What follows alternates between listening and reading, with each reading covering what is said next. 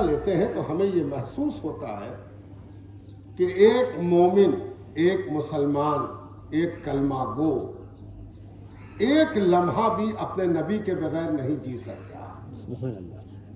اس کو ہر لمحے اپنے نبی کی ضرورت ہے۔ نبی نمونے کے طور پر اس کے سامنے ہونے چاہیے تاکہ وہ یہ فیصلہ کر سکے کہ ہم جو کام کر رہے ہیں وہ نبی کے مطابق ہے یا نہیں ہے۔ اس لیے کہ ایمان، اسلام، دین ہمارا سوائے حضور کی پیروی کے اور کچھ نہیں ہے۔ حضور کی اتباع، حضور کی نقل، حضور کی اطاعت اور اتباع میں کچھ فرق ہے، اس کو بھی سمجھنا چاہیے۔ ایک لفظ ہے اطاعت اور ایک لفظ ہے اتباع، یہ دونوں اردو میں رائج بھی ہے۔ اطاعت کہتے ہیں حکم ماننے کو، فرما برداری اطاعت ہے۔ اتباع کیا ہے؟ پیروی، نقل، جیسا دیکھا ویسا کر رہے ہیں، اس کو اتباع کہتے ہیں۔ اور دونوں کا حکم قرآن میں حضور پاک علیہ السلام کے حوالے سے موجود ہے۔ وَمَن يُطِعِ الرَّسُولَ فَقَدْ أَطَاعَ اللَّهَ، جس نے رسول کا حکم مانا وہی اللہ کا حکم ماننے والا ہے۔ ایسی صاف آیت، واضح، نو اف نو بٹ، نہ چنی نہ چنا، ایسے ویسے کچھ نہیں۔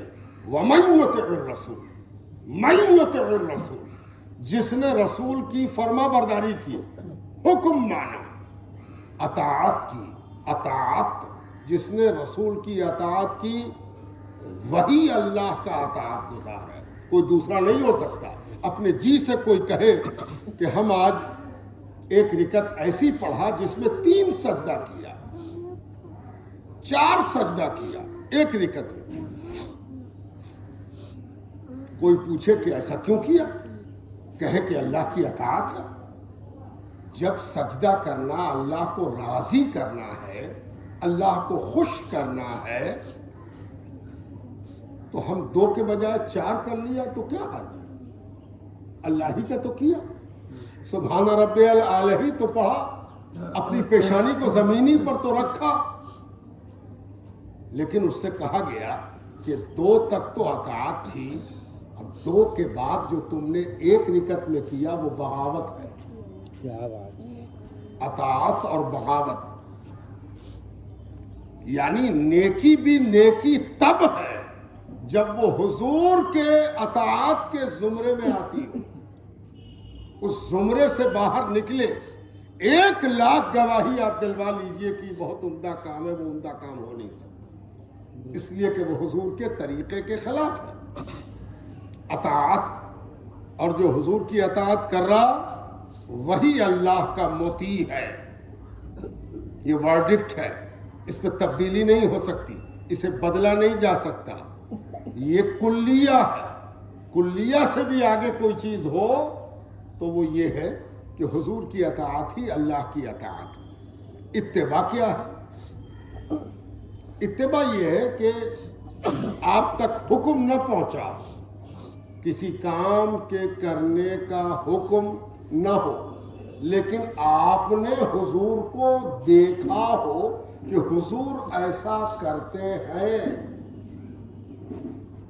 تو تقاضائے محبت، تقاضائے امت یہ ہے کہ وہ اپنے نبی کے طریقے کو بغیر حکم کے بھی اپنا لے۔ یہ اتباع ہے، پیروی ہے۔ اور بے شمار چیز مسلمانوں کے ہاں ایسی پائی جاتی ہے جس کے دلیل کے طور پر یہی ملتا ہے کہ یہ حضور کو کرتے ہوئے دیکھا ہے تو ہم کر رہے ہیں۔ تو اطاعت اور اتباع یہ دونوں ہماری زندگی کا لازم ملزوم ہے۔ ایک مومن کو آنکھ کھل جائے، صبح ہو رہی ہے، اگر اسے یہ خیال نہیں ہوتا کہ حضور صبح کیسے کرتے تھے تو اس کو اپنے ایمان کے بارے میں آفٹر تھاؤٹ کرنا چاہیے کہ ہم مومن ہیں. کیا حضور نے اٹھنا نہیں سکھایا؟ ہم استنجا کرنے جائیں اور ہمیں یہ نہیں معلوم کہ طریقہ سنت کیا ہے، تو ہم کیا استنجا کریں گے؟ ساری دنیا پیشاب کر رہی ہے. پیشاب انسانی زندگی کی سچائی ہے. یہی پیشاب جو ناپاک کر دیتا ہے وہ یہ فیصلہ بھی کر دیتا ہے کہ مومن کون ہے اور مومن کون نہیں ہے. آپ اندازہ لگائیں صبح سے شام تک تکلیف نہ ہو تب بھی 10 بار آدمی پیشاب کرنے جاتا ہے. ایک بار آپ کو یہ احساس ہو جائے کہ پیشاب کے بارے میں حضور نے کیا سکھایا ہے، کیا آداب سکھائے ہیں. اور یہ بھی جان لیجئے کبھی کبھی اللہ کا شکر اس لیے بھی ادا کرنا چاہیے کہ ہم ایک ایسے نبی کے ماننے والے ہیں جس نے ہمیں پیشاب کرنا بھی سکھایا ہے. پوری دنیا میں کوئی نہیں ملے گا، کھوج کے کوئی رہ جائے. جس دن ایماندار ہو جائے گی دنیا، اس دن خود سے کلمہ پڑھنے لگے گی. ہمارا نبی وہ ہے جس نے ہمیں پیشاب کرنا بھی سکھایا ہے کہ کیسے کرو گے پیشاب. اچھا یہ نہیں کہ یہ کوئی جس کو آپ کہتے ہیں انگریزی میں ریچولز، جس کو ہندی میں کہہ دیتے ہیں کہ بھائی ودھی ودھان ہے نا، ہم کچھ پہن لیں، کچھ اتار دیں، کچھ لپیٹ لیں. نہیں، پیشاب کرنے میں جو سب سے بڑی چیز بتائی گئی کہ جس چیز کو تم اپنے بدن سے نکال رہے ہو اس کو بدن پر لینے سے بچو. توجہ چاہتا ہوں، جو چیز تم بدن سے نکال رہے ہو، خارج کر رہے ہو، اس کو بدن پر نہ آ جائے، اس سے اپنے آپ کو بچاؤ. دنیا کا کوئی فلسفہ اس مرحلے میں آپ کے مقابلے میں نہیں ہے. پیشاب کا چھینٹا لینے سے اپنے آپ کو بچاؤ. کپڑا ایسا سلواؤ کہ پیشاب کرنے کی نوبت آوے اور تم کو بیٹھنا پڑے تو ایسا بیٹھ سکو کہ نہ کپڑے میں تکلیف ہو، نہ پیشاب کا چھینٹا لینے سے بچنے میں دقت ہو. کپڑا سلواتے وقت استنجے کا خیال کرنا یہ ایمان کی علامت ہے. یہ میں ایک مثال کے طور پر ایک بات کہہ رہا ہوں. یعنی ایک مومن اپنے نبی سے دور ہو ہی نہیں سکتا. ہر لمحہ قریب ہے، ہر معاملے میں حضور یاد آ رہے ہیں. حضور پاک علیہ السلام ہماری ایسی ضرورت ہے جو سانس سے بڑھ کر ہے نا. سانس بند ہوئی تو اب تو بیچارہ دنیا سے چلا گیا، اب اس کے ساتھ جو چاہیے کیجیے. جی نہیں، آپ کو فوراً خیال ہوگا کہ نبی کیا کہتے ہیں وہی کیا جائے، ہے نا. تو مومن وہ ہے کہ آنکھ بند ہو گئی، سانس رک گئی، لیکن نبی سے ساتھ نہیں چھوٹا ہے. اب تو اور خیال ہے کہ نبی کے مطابق لے چلا جائے. اس لیے سانس بند ہو جانے والوں، سب کی سانس بند ہوگی، میری بھی اور آپ کی بھی. اگر ہم سانس بند ہونے سے پہلے نبی کا خیال کرتے ہیں تو میرے سانس بند ہو جانے کے بعد اگر کوئی نبی کا خیال نہ بھی کرے تو میرے خیال کرنے کا ثواب ہم کو ملے گا. اس لیے نبی سے تعلق، جب ایسا تعلق ہے تو نبی کو بھلانا بھی نہیں چاہیے. معاذ اللہ نبی کو ہم بھلا دیں گے تب تو نبی سے ہم دور ہو جائیں گے، منمانی کریں گے، دنیا کے دیکھا دیکھی کریں گے. تو بہت ضروری ہوا کہ نبی یاد رہے. تو نبی کے یاد رکھنے کے لیے کیا ضروری ہو گیا؟ کلمے کا پڑھنا، درود کا پڑھنا، یہ ہر موقع پر میلاد کا ہونا، چھٹی برسی چلہ چہلم چہارم، 10ویں 20ویں دکان کھلنا، نوکری ہونا، اولاد ہونا، یہ سب موقع پر جو میلاد ہے یہ دراصل اس حکمت کو حاصل کرنا ہے کہ نبی سے امت دور نہ ہو. اور جتنا نبی سے قریب ہوگی اتنی ہی اللہ سے قریب ہوگی. بے شک، ہے نا. اس لیے کہ ایک چیز یاد رہے کہ اللہ کو کسی نے دیکھا نہیں، اللہ کو کوئی اس دنیا میں دیکھ نہیں سکتا، اللہ سے قریب ہو نہیں سکتا. اس معنی کر جیسے ہم آپ قریب ہوتے، اللہ سے اگر کوئی قریب ہوتا بھی ہے تو اتنا ہوتا ہے جتنا کسی سے نہیں ہو سکتا. شہرک سے بھی زیادہ قریب ہے اللہ. اللہ دور کب ہے کہ اس سے قریب ہوا جائے، لیکن وہ قربت اس طرح نہیں ہے جو قربت ہم دنیا میں قربت کہتے ہیں، یہ اس سے اونچی چیز ہے۔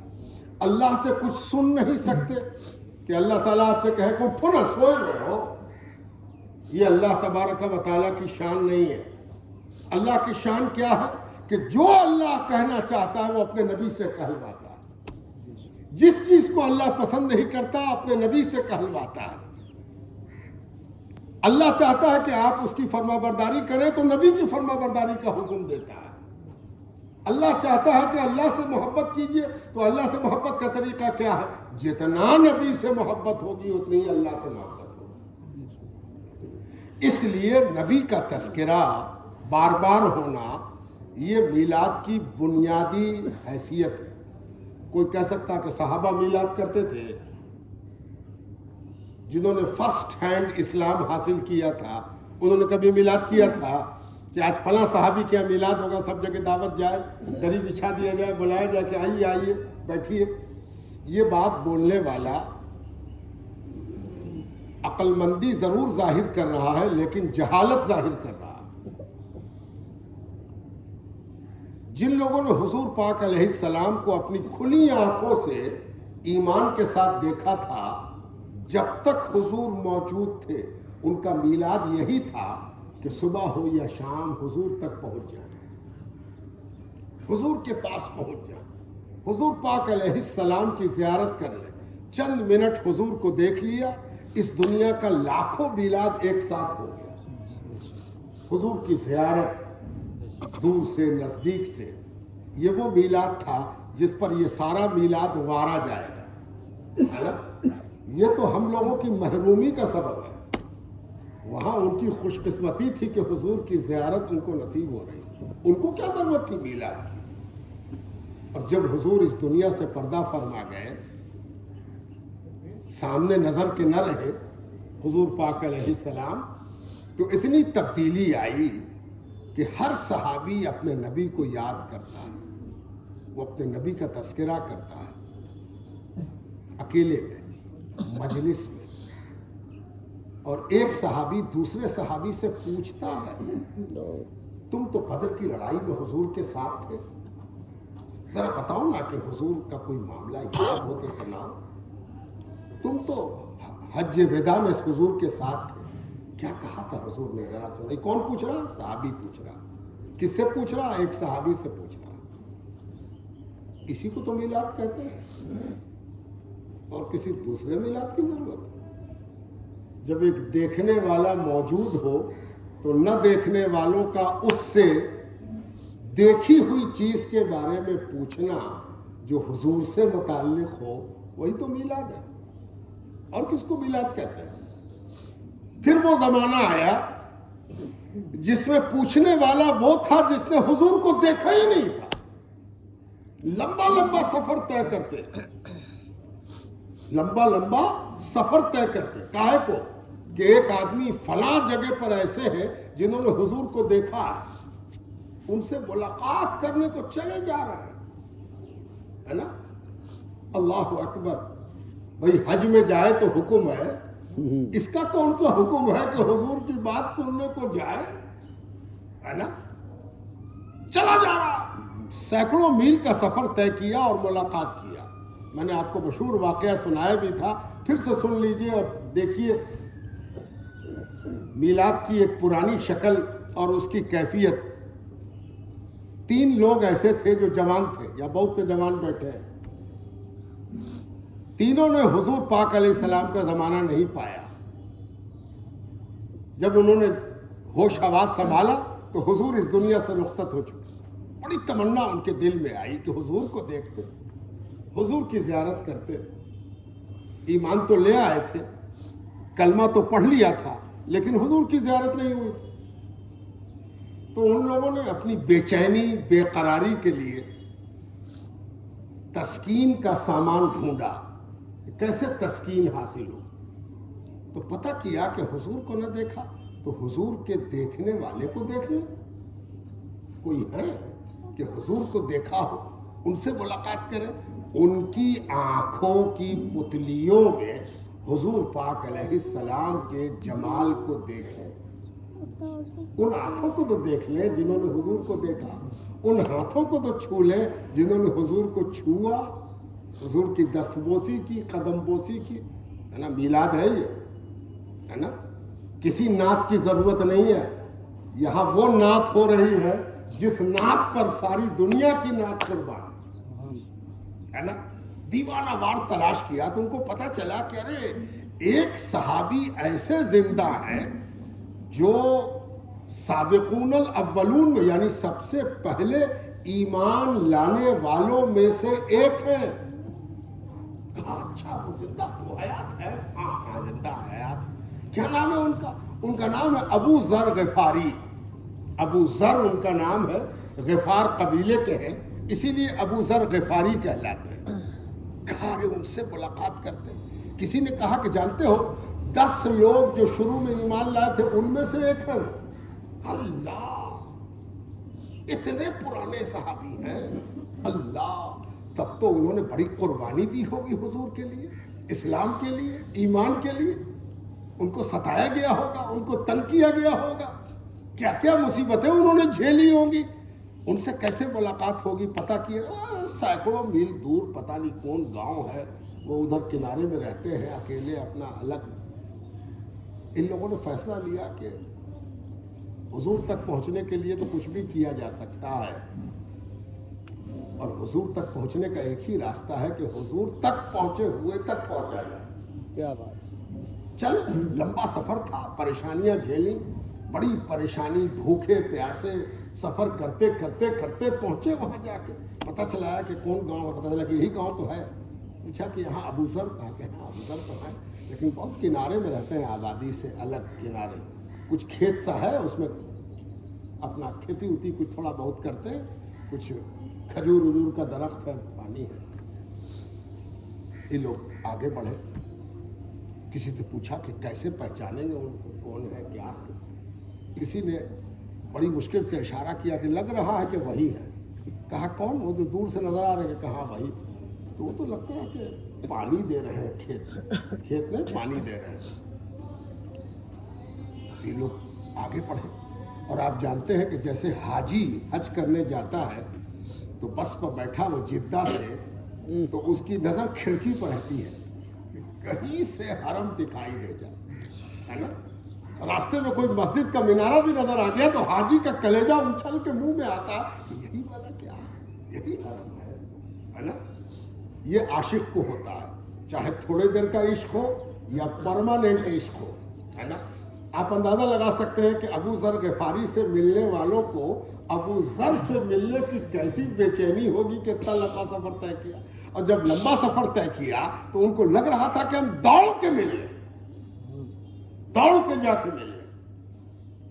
अपना कदम तेज किया उन्होंने। आपको मालूम भी है कि मंजिल जब करीब पहुंच जाती है तो आशिक के जज्बात में और तेजी आ जाती है, जल्दी करीब होना चाहता, जल्दी छूना चाहता। और ये इश्क की अलामत है, ये मोहब्बत की अलामत है, ये तड़प है। आगे बढ़े तो तेजी से आगे बढ़े। और सैयदना अबू जर गिफारी पानी दे रहे थे खेत में, और उस तरफ पानी देने का तरीका ऐसा था जो थोड़ा बहुत यहाँ से मिलता भी है कि अगर कभी आपने देखा होगा कि खेत में पानी दे रहा, कुएं से कोई पानी पटाने वाला, तो कभी कभी वो कोशिश करता है कि कुएं के पास एक छोटा सा मिट्टी का घेर के, घेरांदा दे के हौज बना लेता है ताकि उसमें पानी गिरता जाए, फिर वहाँ से नाली खोली जाती है। इधर गई तो इस खेत में, इधर गई तो इस खेत में, उधर गई तो सामने के खेत में, थोड़ा घूम के आई तो पीछे के खेत में। अब वो करता ये है कि एक तरफ की नाली खोलता है, बाकी सब नाली बंद रखता है। इधर पट गया तो इसको बंद कर दिया, उधर का नाली खोल दिया। यही करता आदमी यहाँ भी। वहाँ का मसला भी यही था कि पानी एक हौज में, मिट्टी के हौज में, मिट्टी के घरौंदे में पानी डाल रहे हैं। ये जो हजरत अबू जर गिफारी को इन्होंने देखा, बेचैनी, इस्तिराब, घबराहट, शौक, तड़प, तेजी से जो आगे बढ़े तो नीचे देखा ही नहीं कि नीचे मिट्टी का गिरौंदा घेरा हुआ है और उसमें पानी जमा है। वो तेजी से आगे देखते हुए अबू ज़र को जो आगे बढ़े तो पैर से उम्मीद टूट गई और पानी बेतहाशा बहने लगा। और पानी इतनी आसानी से नहीं मिलता जितना पटने में मिल रहा है। वहाँ बड़ी मुश्किल से पानी खींचा जाता है और उस पानी को निकाल के जब जमा किया जाता है तो हालत आदमी की ख़राब रहती है। पानी बहुत मुश्किल से निकाल के उस हौज में जमा किया जा रहा था। वो जो हौज जो टूटा तो इनको तो पता नहीं चला कि हौज टूट गया, मिट्टी का मेड़ टूट गया, लेकिन अबू ज़र तो देख रहे थे कि पता नहीं कौन अजनबी लड़का है और ये आया और वहशत में इसने हौज तोड़ दिया। तो हौज तो टूटा, पता अबू ज़र को चला और ये आगे बढ़ रहे हैं मिलने के लिए। अबू ज़र को उन्होंने देखा कि वो एक बैग ज़मीन में बैठ गए, खड़े होकर पानी दे रहे थे। अबू ज़र ज़मीन में बैठ गए। इससे पहले कि वो करीब आए अबू ज़र ज़मीन में बैठ गए। तो देखने वाले को बड़ी हैरत हुई कि अरे, बजाय इसके कि हमसे मिलते पूछते कि तुम कौन हो, कहाँ से आए हो, है ना, आप भी वैसे ही कीजिएगा। ये क्या बात हुई कि ज़मीन में बैठ गए और बैठे तो इसका भी ख्याल न किया कि कीचड़ उचड़ सब उनके बदन में लग गया, पानी लग गया। इतने में दूसरा जो पीछे था वो भी तेजी से आया। वो जो तेजी से आया तो उसने एक तरफ से मेड़ और तोड़ दी। वो तो ऊपर देख रहा, नीचे देख ही नहीं रहा। एक और मेड़ टूटी तो और पानी बह चला। दोनों को मकसद है इनसे मिलना। अबू ज़र ने जो देखा कि अरे, ये दूसरी तरफ से भी इससे तोड़ दिया, इतना पानी बहा दिया इसने। अब देखा कि अबू ज़र लेट गए, उसी पानी में लेट गए। आपको भी हैरत होगी, हमने भी पढ़ा था तो हमको भी बड़ी हैरत हुई कि क्या बात हुई भाई। अब इन दोनों की हैरत, इस्तेजाब, शौक, तड़प सब मिला जुला के उन लोगों ने सलाम किया। सलाम किया तो अबू ज़र ने पूछा कि तुम हो कौन? अब लेटे हुए पूछ रहे तुम कौन हो? उन लोगों ने कहा कि हम अजनबी हैं, बहुत दूर से आ रहे हैं। मकसद सिर्फ इतना था कि हम हुजूर सल्लल्लाहु अलैहि वसल्लम को करीब से देखने वाले को देखना चाहते थे, छूना चाहते थे। आपका पता चलाया और बड़ी मेहनत के साथ चल के आप तक पहुंचे। तब अबू ज़र उठ के बैठे, खड़े हुए, हाथ मिलाया, बैठाया उन लोगों को। सारा पानी तो बह गया था, मिट्टी उट्टी ठीक की। तो इन लोगों ने कहा कि बाकी बात तो बाद में होगी, पहले ये बताइए कि आप बैठ क्यों गए और फिर लेट क्यों गए? मैंने आपसे कहा कि नबी से मोमिन कभी दूर नहीं, और वो मोमिन नहीं जो नबी से दूर हो जाए, है ना। अब सुनिए अबू ज़र ने क्या कहा। सैयदना अबू ज़र ग़िफ़ारी रज़ी अल्लाह तआला अन्हु, अल्लाह उनसे राज़ी हो, अल्लाह की रहमत उन पर बरसे। वो हम सब के ईमानी बाप में से एक, हम सब उनकी ईमानी औलाद में से सहाबा के, है ना। तब क्या कहा अबू ज़र ने? अबू ज़र रज़ी अल्लाह तआला अन्हु इरशाद फरमाते हैं, मेरे महबूब, हाँ, हुजूर का जिक्र जब वो करते थे तो कैसे नाम लेते थे, है ना। कहते थे मेरे महबूब, जिनसे मैं सबसे ज़्यादा मोहब्बत करता हूँ। उन्होंने एक रोज़ मुझसे कहा था कि अबू ज़र, अगर कभी तुमको गुस्सा आ जाए, गुस्सा आए, बेपनाह गुस्सा आ जाए, जलाल आ जाए, आक्रोश हो जाए, एंग्री हो जाओ, तो क्या करना? मैंने पूछा या रसूल अल्लाह क्या करें? कहा अगर खड़े हुए गुस्सा आया हो तो बैठ जाओ।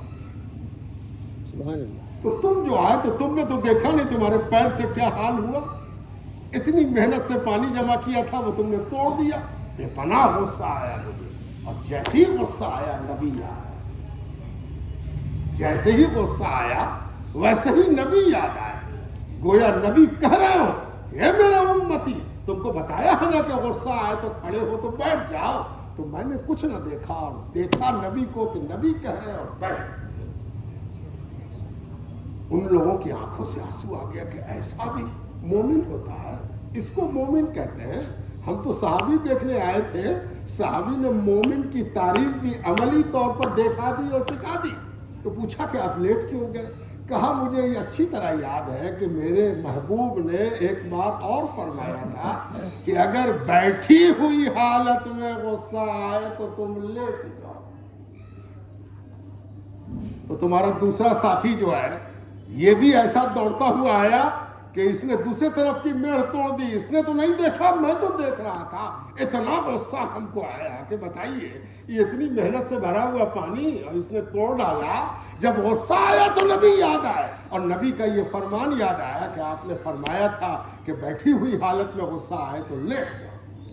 نعرے تکبیر، نعرے رسالت. صلی اللہ تعالی علیہ وآلہ وسلم. کیا شخصیت رہی ہوگی ابو ذر غفاری کی, ہے نا. غصے میں تو آدمی اپنا اچھا برا بھول جائے. غصہ کس کو کہتے ہیں؟ جس میں اچھا برا بھول جائے. اور اسی لیے غصہ حرام بھی ہے نا. تو غصہ حرام تو ہم لوگ جانتے ہیں, اس حرام سے بچنے کی ترکیب نہیں جانتے, ہے نا. آج صبح سے شام تک جو انسانی مسائل ہیں ان میں کہیں نہ کہیں غصہ ایک بڑا کارن, کاؤز اور کارک ہے کہ اس غصے کی وجہ سے گھر بلٹ رہا ہے, رشتے ٹوٹ رہے ہیں, مسئلے پیدا ہو رہے ہیں, ہے نا. طلاق طلاق طلاق. اب بعد میں تمام گھومتے چل رہے ہیں, کیا کہیں بہت غصے میں تھے ہم, ہے نا. ارے کم بخت, اگر تجھ کو یاد ہوتا اور کھڑی ہوئی حالت میں غصہ آتا تو بیٹھ جاتا. میرا ایمان ہے کہ تیرا غصہ کم ہو گیا, ہے نا. تو بیٹھے ہوئے غصہ کر رہا تھا, لیٹا کیوں نہیں, لیٹ جاتا. اگر تجھ کو نبی یاد آ جاتے تو نبی اسے نہیں کہتے جو صرف حرام بتا دے, نبی اسے کہتے ہیں جو حرام بھی بتا دے اور حرام سے بچنے کی ترکیب بھی بتا دے. اس لیے نبی زندگی کا ایک ایسنشیل پارٹ ہے. کس کے؟ ایمان والے کے. سانس کی طرح نبی کو اپنے ساتھ لینا ہے, کوشش کرنی ہے. کچھ دن لگے گا کہ نبی صلی اللہ علیہ وآلہ وسلم ہم سے جدا نہ ہو اور ہم ان سے جدا نہ ہو. اسی احساس کو, اسی نعمت کو, اسی فکر کو, اسی دھیے کو, اسی ٹارگٹ کو پورا کرنے کے لیے یہ سارا کام کیا گیا ہے. یہ بار بار درود پڑھنا, یہ بار بار میلاد ہونا, یہ بار بار حضور پاک علیہ السلام کا تذکرہ ہونا, یہ اسی لیے ہے کہ کہیں تمہاری زندگی سے نبی معاذ اللہ دور نہ ہو جائے, قریب رہے, نزدیک رہے, اس کو محسوس کرتے رہو. ایسا محسوس کرو کہ ساری محسوسات سے وہ افضل ہو, ہے نا. اور اس کا فائدہ ہوگا, اس کا نقصان ہو نہیں سکتا. اس کا اتنا فائدہ ہوگا, نبی تمہاری ہنسی پر روک نہیں لگاتے, نبی تمہارے خوش ہونے پر روک نہیں لگاتے, نبی تم کو مسرت کرنے سے روک نہیں لگاتے. بس اتنا کرتے ہیں کہ خوشی خوشی رہے, خوشی حرام کی حد تک نہ پہنچ جائے. اور یہ نبی کی بڑی اطاعت اور نبی کا بڑا فضل ہم امتیوں پر ہے, اور اسی لیے یہ میلاد منعقد ہوتا ہے. اب یہ بھی یاد رہے کہ حضور پاک علیہ السلام کا ساتھ جب عملی اعتبار سے اوپر اٹھ کر حقیقی اعتبار سے ہو جائے کہ حضور ساتھ ساتھ ہیں, حضور میرے قریب ہیں, حضور میرے نزدیک ہیں, تب تو کیا کہنا. جانتے ہو حضور کو نزدیک رکھنے کے لیے صحابہ کرام نے ایسے ایسے طریقے اپنائے تھے کہ ان طریقوں کو آج کسی کو دکھا دیا جائے تو جو میلاد کی حقیقت جاننا چاہتا ہے, ثبوت جاننا چاہتا ہے, اس کو بھی چکر آ جائے کہ اس کا ثبوت کہاں سے آئے. ایک واقعہ بہت مشہور ہے کہ ایک بڑا نام ہے مسلمانوں کی تاریخ میں, حضرت خالد بن ولید رضی اللہ تعالی عنہ کا. بہت بڑے آدمی, کیسے ایمان لائے تھے؟ بڑے بانکے چھیلا تھے, بڑے بہادر, غضب کا ذہن. بہادر اس کو نہیں کہتے ہیں جس کو بدھی نہ ہو اور طاقت ہو. صرف طاقت کی بنیاد پر کوئی پہلوان جیت نہیں سکتا. پہلوان جو तरकीब अपनाता है, जो पैतरा बदलता है, उसमें उसकी बुद्धि काम करती है। अगर बुद्धि साथ न दे तो बदन कुछ नहीं करने वाला, ये बदन से कुछ नहीं होगा। हर आदमी चपत मारेगा अगर बदन बहुत अच्छा हो जाए। बुद्धि से आदमी बचता है, अक्ल, दानिश्वरी। तो हजरत खालिद बिन वलीद का कमाल ये था कि वो बहादुर भी जबरदस्त थे और अक्लमंद भी बेपनाह थे। और जब उन्होंने इस्लाम के खिलाफ अपनी कोशिशें शुरू में की, सख्त नुकसान पहुंचाया। अगर ओहद की लड़ाई के बारे में आपको कुछ इल्म हो, कुछ जानते हो, कुछ पढ़ा हो, यकीनन पढ़ा होगा, तो ओहद बद्र के बाद लड़ी जाने वाली दूसरी लड़ाई है जो मुसलमानों पर थोपी गई। लड़ने को लोग आए, कहाँ आए? मदीना आए। कहाँ से चल के आए? मक्का से चल के आए। कितनी दूरी? लगभग 500 किलोमीटर। कलकत्ता से चल के पटना आ गए लड़ने को। कभी आपसे कोई कहे मुसलमान लोग बड़ी लड़ाई लड़ा है, अरे मुसलमान को तो लड़ाई लड़ने को मजबूर किया गया। 500 किलोमीटर चल के आप चले आ रहे हैं, मारेंगे तो आप मार खाइएगा कि मारने वाले को उठा के पटक दीजिएगा। डिफेंसिव, सुरक्षात्मक, अपने दिफा के लिए लड़ाई लड़ी गई। ये जरूरी थी, नहीं तो दुश्मन को कौन कलेजे पर बैठाएगा। मदीना चले आए। ओहद कितनी दूर है? जैसे शाकिमली से समझ लीजिए कि आलमगंज, उससे भी थोड़ा कम। मदीने की हुजूर जहां पर है सल्लल्लाहु अलैहि वसल्लम, वहां से ओहद पहाड़ की दूरी कितनी है? मुश्किल से आलमगंज है ना। भाई नई वाली सड़क से, गंगा किनारे वाली सड़क से तो गाय घाट, इतने ही ओहद है। पैदल चल के हम जाते थे, मुश्किल से 3 किलोमीटर भी ना होगा। 3 किलोमीटर बहुत, 500 किलोमीटर चल के यहाँ पहुँच गया। आप बैठे रहिए शाकिमली में, तब तो हो चुका, तो निकलना पड़ेगा। तो ओहद तक निकल के हुजूर गए। और ओहद की लड़ाई में आपको मालूम है कि हुजूर ने जो कुछ कहा था उसका सही फायदा नहीं उठाने की बिना पर नुकसान हुआ।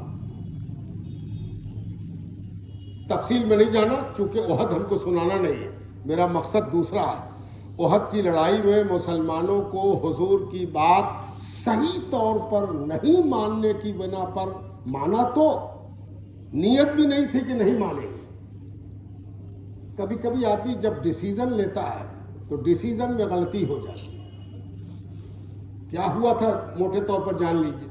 मान लीजिए कि यहाँ पर आने का 2 रास्ता है, एक दाहिने से एक बाएं से। तो दाहिनी तरफ तो आप खड़े हैं अपने आदमी के साथ, ई वाले रास्ते पर आपने कहा कि देखो दुश्मन जरा होशियार भी है और मजबूत भी है, 3000 का लश्कर लेके आया है, तो तैयारी तो करनी होगी। इधर आवेगा तो हम लोग तो लड़ लेंगे। अगर इधर से आ गया, उसको लगा कि ये वाला रास्ता खाली, इधर से घुसो, तो ऐसा करो इतने लोग, इतने सहाबा इधर रहेंगे और वो तीर कमान में लगाए तैयार रहेंगे कि अगर इधर से कोई आया तो उसको बताया जा सके कि ये रास्ता खाली नहीं है, आओ ना, इधर भी हम तैयार हैं, है ना। दुश्मन आया, इधर से आया, इधर वालों से लड़ाई हुई, दुश्मन के दांत खट्टे हुए भागा। दुश्मन जब भागा तो इधर वाले तो देख रहे थे कि अरे दुश्मन भागा, दुश्मन भाग गया, दुश्मन भाग गया, जीत गए, फतह हुई, है ना। तो इनको ये एहसास हुआ कि अब तो लड़ाई खत्म हो गई, तो तवज्जो चाहिए। तो उन्होंने कहा कि हुजूर ने तो हमसे कहा था कि यहां से हटना मत, लेकिन हुजूर ने इसलिए कहा था कि जब तक जंग चलती रहे तो मत हटना। तो जंग तो खत्म हो गई, भाग गया दुश्मन, भागते हुए देख रहे हैं, सब भाग रहे, गिरते पड़ते रगेद रहे। 500 किलोमीटर चल के आने वाला मुट्ठी भर मुसलमानों से भाग रहा, रगेद रहे मुसलमान, सामान फेंक फेंक के जा रहा, तलवार फेंक दिया, बोरे में चावल था फेंक दिया, गेहूं था फेंक दिया, खजूर था फेंक दिया। जो सामान फेंक फेंक के, फेंका काहे को जाता, हल्का होने को, कि ताकि तेजी से भाग सके। अब अगर मेरे घोड़े पर बहुत सामान लदा हुआ है तो कितना तेज चलेंगे, और हमको भागना है, जान बचाना, तो सामान फेंक के हल्का किया और भागे जा रहे। इधर वालों ने सोचा कि हुजूर ने तो मना किया था हटने को, لیکن منع کرنے کی وجہ یہ تھی کہ لڑائی ہوتی رہے گی تو تم اسی طرف رہنا. اب تو لڑائی ختم ہو گئی. خود سے فیصلہ لیا کہ ہم نے حضور کی بات مان بھی لیا ہے, اب وہ کنڈیشن نہیں رہی, تو اپنی جگہ چھوڑ کے وہ بھی آگے مل گئے. دماغ میں ایک بات اور تھی کہ جو سامان وہ پھینک کے جا رہا ہے اگر ہم لوگ نہیں حاصل کر سکے تو میرا حصہ ہی نہیں ہوگا. ایک چھوٹی سی بات, انسان ہے, انسانیت کو بھی دیکھنا چاہیے. ہم آپ کے دماغ میں بھی بہت سی بات آتی رہتی ہے. صحابہ فرشتے نہیں تھے, ابھی تربیت ہو رہی تھی. تربیت کے نتیجے میں وہ بن رہے تھے جو ولیوں سے بھی افضل ہے نا. تو تربیتی انداز کو بھی سمجھنا ہے. یہ فکشن نہیں ہے, ناول نہیں لکھا جا رہا, یہ سچائی ہے. وہ سب اتر کے چلے آئے اور اتر کے چلے آئے ادھر شامل ہوئے, اور جو بھاگ رہے تھے اس میں خالد بن ولید بھی تھے.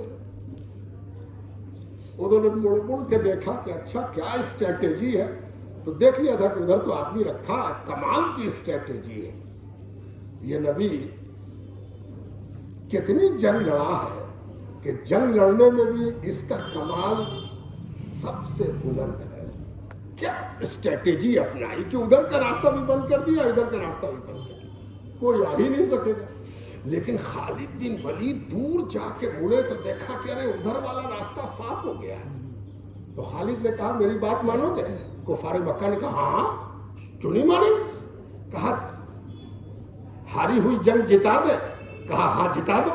خالد نے کہا چلو گھومو. ایک سرکل لیا ایسے گھوم کے, ہے نا, کون والا شاہ کمال پھاٹک سے ہوتے ایسے گھوم ادھر سے, ہے نا, ادھر سے گھوم کے ادھر آ گئے. اور ادھر تو یہ لوگ فتح کے انداز میں ہے نا.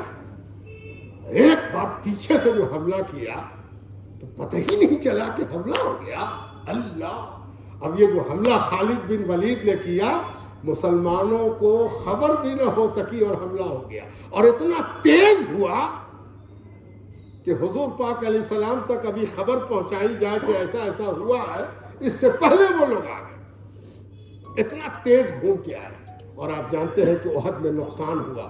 سیدنا حمزہ رضی اللہ تعالی عنہ اسی میں شہید ہوئے. بڑے بڑے مسلمان بھاگنے کو مجبور ہوئے, کچھ شہید ہوئے. یہ خالد بن ولید ہے. نقصان کتنا پہنچا؟ جیتی ہوئی جنگ مسلمان ہار گئے. تو اللہ کی مدد اور نبی کا وجود نہ ہوتا تو اسی دن مسلمانوں کا نام مٹ گیا ہوتا. لیکن اللہ تعالیٰ نے اپنے نبی کو جو ایک فضل عطا فرمایا ہے, ایک فضیلت دی ہے, اس کے نتیجے میں نبی صلی اللہ علیہ وسلم نے جیتے ہوئے کفار مکہ کو بھی ایک ہول دیا تھا, ایک ڈر دیا تھا کہ وہ جیت کے سب کو مارنے کے بجائے واپس پلٹے کہ چلو چلو چلو. یہ کہتے ہوئے واپس پلٹ گئے کہ بدر کا بدلہ ہم لوگوں نے لے لیا, بدر کا بدلہ ہم لوگوں نے لے لیا, بدر کا بدلہ ہم لوگوں نے لے لیا. یہ کہتے ہوئے خالد بن ولید واپس ہو گئے. میں یہ واقعہ کیوں سنایا؟ یہ سنانے کو نہیں, اصل سنانا باقی ہے. پھر خالد بن ولید ایمان لے آئے. یہی تو اسلام ہے. اسلام کیا ہے کہ یہ دشمن کو بغیر مجبور کیے کلمہ پڑھنے کی طرف رغبت دلا دیتا. اسی خالد بن ولید کو جو جنگ کا آدمی, تلوار کا آدمی, لڑائی کا آدمی, خون کا آدمی, اس کو ایک دن محسوس ہوا کہ نہیں, محمد رسول اللہ سے جنگ نہیں کی جا سکتی. یہ آدمی بھلائیوں اور اچھائیوں کا قبلہ نما ہے, اس سے اچھا آدمی روئے زمین پر نہیں ہے. اس نے کبھی ہم سے بدلے کی بات نہیں کی, اس نے ہم کو پھانسی پر لٹکانے کی بات نہیں کی. یہ تو بھلائی کی طرف بلا رہا, اچھائی کی طرف بلا رہا. لا حول ولا قوت, اس سے لڑائی کرنے کا ہے, اس سے لڑائی کرنے کا نہیں. خالد بن ولید آئے, ایمان لے آئے. حضور صلی اللہ علیہ وسلم نے ان پر ایک نظر ڈالی, گویا یہ دیکھ رہے ہو کہ جو نیگیٹو انرجی میں اپنا وقت برباد کرتا ہے اگر پازیٹیو ہو جائے تو اللہ تعالیٰ اس سے کتنا کام ہے. اور وہی ہوا. حضور صلی اللہ علیہ وسلم نے ایسی نظر قبولیت ان پر ڈالی کہ خالد حضور کے ہو گئے صلی اللہ علیہ وآلہ وسلم. اب خالد بن ولید کو آپ جتنی جنگیں لڑی گئی حضرت عمر فاروق کے زمانے تک, یعنی تقریباً حضور کے بعد 12 سال اس یگ بیت گیا. 12 سال کے مطلب ہندوستان کی بادشاہ میں ایک یگ. خالد بن ولید سپہ سالار رہے, آرمی چیف اسلام کے. یہ معمولی جنگ نہیں, وہ جنگ کہ جس میں سپر پاور سے جنگ ہوئی. ایران اور روم دونوں میں خالد بن ولید کا کردار بڑا کلیدی بنیادی کی کیریکٹر ہے ان کا. لیکن یہ سب کیوں سنا رہے ہیں؟ ہم صرف اس لیے سنا رہے ہیں کہ آپ کو ایک واقعہ بتائیں کہ خالد بن ولید جب لڑتے تھے کامیابی ملتی تھی, جیتتے جاتے تھے. اسلام کا جھنڈا آگے بڑھتا چلا جا رہا تھا. دشمن تھر تھر کانپتا تھا. دشمن کے بڑے بڑے کپتان پوچھتے تھے خالد بھی ہے کیا مسلمانوں کا؟ ارے وہی تو آرمی چیف. ارے بچنا مشکل ہے. ایک بار کیا ہوا کہ ایک جنگ میں خالد کو کچھ پریشانی محسوس ہوئی. لگا کہ دشمن کا غلبہ ہو رہا, دشمن آگے بڑھ رہا. تو خالد نے کچھ سوچا, وچار کیا. رضی اللہ تعالی عنہ, اللہ ان سے راضی ہو. خالد بن ولید سوچ رہے ہیں, وچار کر رہے ہیں کہ کہاں پر غلطی ہوئی ہے. تلوار تو ہاتھ میں ہے, سر پر خود پہنے ہوئے ہیں, کلیجے پر زرہ ہے, ہاتھ میں ڈھال ہے, بازو میں طاقت ہے, مسلمانوں کا لشکر ہے. تو ہار کیوں رہے ہیں؟ ہارنے کی طرف کیوں جا رہے ہیں؟ دقت کیوں ہو؟ ایک بیک یاد آیا, ایک جھٹکا سا لگا. خالد نے اپنے قریب ترین فوجی سے کہا کہ ذرا ایک کام کرو, میرے خیمے میں جاؤ, ایک چیز چھوٹ گئی ہے, ذرا لے کے آؤ. اس سے پوچھا حضور کیا چیز چھوٹ گئی؟ کہا جلدی جاؤ, جنگ بہت سنگین ہے, جا سکو گے؟ کہا کہ نہیں, آپ بولیے, ہم پوری کوشش کریں گے. ممکن نہیں تھا کہ جائے اور سلامت آ جائے, لیکن پھر بھی اس نے کہا کہ میں لے کے آتا ہوں. کیا لاؤ گے؟ میری ایک ٹوپی ہے جس کو ہم اندر میں پہنتے ہیں, وہ بھول گئے. آج کا راوی کہے گا تو کیا ٹوپی نہیں پہنے ہوئے تھے؟ بغیر ٹوپی کے خود پہنتے ہی نہیں تھے مسلمان. ٹوپی تو پہنے ہوئے تھے, لیکن یہ کوئی خاص ٹوپی تھی. کہا وہ ٹوپی لے کے آؤ. دوڑا ہوا گیا, وقت لگا, جان بچا کے جنگ, چلتی ہوئی جنگ کے درمیان جانا اور خیمے کے اندر سے وہ ٹوپی لے کے واپس آنا. ٹوپی لائی گئی. اس ٹوپی کو خالد بن ولید نے خود اتار کے پہنا, پہن کے پھر خود پہنا. اب تلوار جو اٹھایا تو تھوڑی ہی دیر میں فتح ہو گئی. جب فتح ہو گئی تو اس جس کو معلوم تھا کہ آج کیا ہوا ہے, اس نے اکیلے میں تھوڑے آرام کے بعد پوچھا کہ خالد ایک بات پوچھو. کہا اس ٹوپی میں خاص بات ہے. کیوں سی خاص بات تھی؟ آپ تو ٹوپی پہنے ہوئے تھے اندر.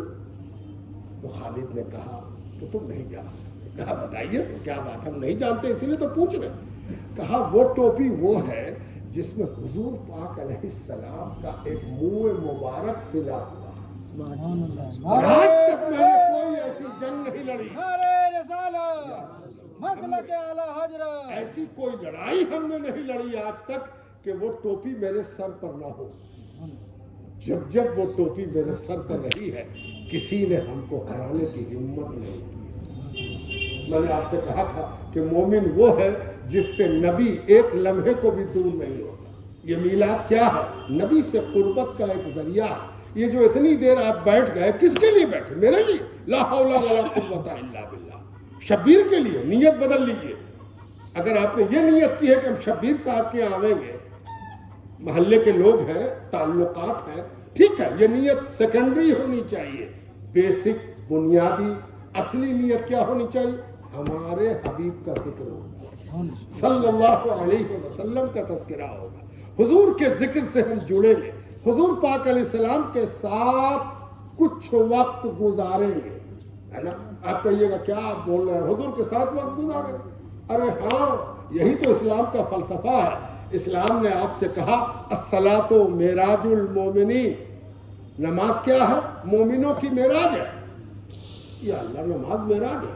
ہم تو چل کے لودھی پیر کی مسجد میں گئے, ہے نا, قادر بخش کی مسجد میں گئے, تو قادر بخش کی مسجد تک جانا معراج ہو گیا.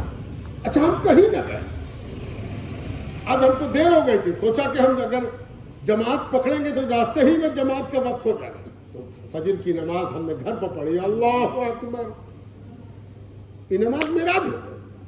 ہاں معراج ہو گئی، اس لیے کہ آپ نے نماز کی شکل میں معراج کے حکم کو مانا، اور معراج میں جو کچھ ہوا تھا وہ آپ نے نماز میں دوہرا لیا۔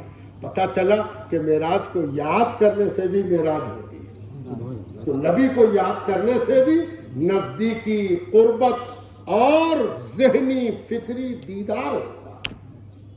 تو یہ میلاد حضور پاک علیہ السلام سے ہمیں اور آپ کو جوڑنے والا ہے۔ یہ صرف روایتی یا خوش کرنے والی گفتگو نہیں ہے۔ جیسے جیسے آپ اور ہم اپنے نبی سے جڑتے جائیں گے ایک کرانتی آتی جائے گی۔ کس میں؟ اپنے اندر، اپنی سوچ میں، اپنی ذات میں۔ جب تک یہ کرانتی نہیں آتی تو آپ کرانتی لا سکتے ہو، نہیں لا رہے۔ لاؤ نا، اپنے نبی سے قریب ہو جاؤ، اپنے نبی سے محبت کو اس حد تک پروان چڑھاؤ کہ کھانے پینے، بولنے چالنے، غصہ، خوشی، سب میں نبی یاد آئے۔ اور نبی اگر یاد آنے لگے، سمجھ لو کہ تم قبر کی پونجی جمع کر رہے ہو۔ یاد رکھو، قبر میں تم کو کوئی کرنسی نہیں چلے گی، کوئی پیروی نہیں چلے گی۔ اگر چلے گی کوئی سکہ چلے گا تو وہ سکہ محمد رسول اللہ صلی اللہ علیہ وآلہ وسلم، جس نے ان سے اپنی قربت کا جو سکہ جمع کیا ہوگا وہی سکہ قبر میں کام دے گا۔ یہ سب جس نے سکھایا وہ 12 ربیع الاول کو آیا، پیر کے روز آیا، صبح صادق آیا، طاہر مطہر آیا، منور آیا، اور ایسا نبی بن کے آیا جس نے ساری دنیا کو اپنا کہا۔ آج کو ہندوستانی کو یہ نہیں کہہ سکتا کہ یہ لوگ کنورٹڈ ہیں، وہ جانتے ہی نہیں اسلام کو، وہ کیا بولے گا؟ یہ لوگ تو کنورٹڈ ہیں، ان کے باپ دادا تو کچھ اور تھے۔ اس بے وقوف کو کوئی بتائے کہ ساری دنیا کا مسلمان کنورٹڈ ہے، پیدائشی مسلمان ہوتا کون ہے؟ جو سب سے پہلے ایمان لائے مولا علی، جو سب سے پہلے ایمان لائی سیدہ خدیجۃ الکبریٰ، جو سب سے پہلے ایمان لائے سیدنا ابو بکر صدیق، یہ لوگ کیا پیدائشی مسلمان تھے؟ اور سب کنورٹڈ ہیں۔ کس کو کنورٹڈ کہہ رہے ہو؟ تم جس کنورژن کو کہہ کے ہم کو دکھا رہے ہو کہ تمہارے باپ دادا یہ تھے، سارے باپ دادا سے بڑھ کے میرے لیے اہمیت کی چیز اسلام ہے۔ ہم ہیں کنورٹڈ، ہم اپنے کنورژن کو اپنی زندگی کا سب سے اچھا کام سمجھتے ہیں۔ ہم کنورٹ ہوئے ہیں، اس میں کون سی حیرت کی بات؟ اور ایک بات اور بتا دیں، یہاں بہت سے لوگ بیٹھے ہیں، پیدائشی مسلمان کوئی چیز نہیں ہوتی۔ اگر آپ کو یہ خیال ہے کہ میرے ابا مسلمان ہے، اب بھی مسلمان، جی نہیں۔ آپ کو ایک دن آج پڑھیے، ابھی پڑھیے یا کل پڑھیے، اس نیت سے کلمہ پڑھنا ہوگا کہ ہم مسلمان ہو رہے ہیں۔ ابا کے مسلمان ہونے سے بیٹا مسلمان نہیں ہوتا، اللہ پر ایمان لانے سے مسلمان ہوتا ہے، اللہ کے رسول کو ماننے سے مسلمان ہوتا ہے، چاہے جب مانے، آج مانے یا کل مانے۔ یہ جو بزرگوں کے ہاں ایک روایت تھی کہ لڑکا بالغ ہوتے ہوتے مرید کرا دیتے تھے، چلو چلو بیٹا مرید ہو، ہم مرید ہو گئے۔ یہ مرید ہونا کیا تھا؟ یہ دراصل کلمہ پڑھنے کے لیے اندر سے ول تیار ہونا۔ ہاتھ پکڑا، پیر نے پڑھایا اللہ الہ الا اللہ محمد رسول اللہ۔ کتنے لوگ ڈائری میں لکھتے تھے کہ آج ہم مسلمان ہوئے، ہے نا؟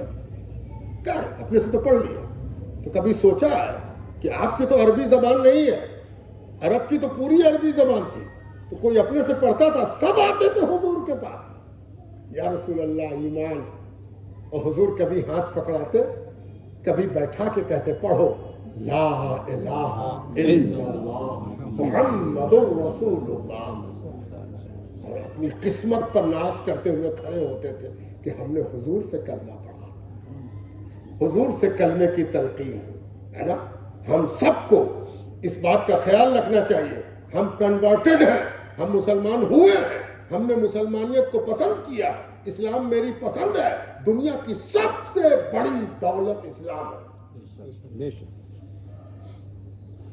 جب اس دولت کا احساس ہو گیا ہے تو اس دولت کے مالک، اس دولت کے آقا جنہوں نے ہم کو برابری کا حق دیا، اللہ کا گھر کھل گیا، آؤ کالے گورے غریب امیر سب آ جاؤ، کسی کے لیے کوئی ریزرویشن نہیں ہے، سب برابر ہو۔ یہ سب جو بقراتی بعد میں ہم لوگوں نے سیکھ لی ادھر سے ادھر سے، بڑا کاسٹ اور چھوٹا کاسٹ، یہ سب اسلام کا سکھایا ہوا نہیں ہے۔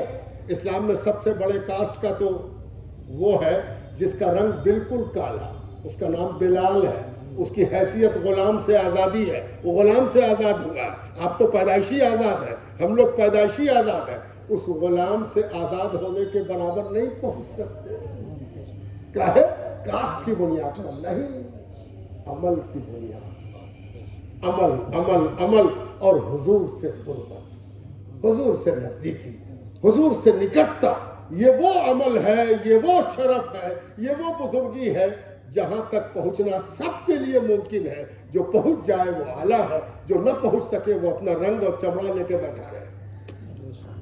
یہ سب جس نے سکھایا اس کا نام محمد رسول اللہ ہے، اور ان کی بارگاہ میں غلامانہ حاضر ہو جائے اور درود و سلام پیش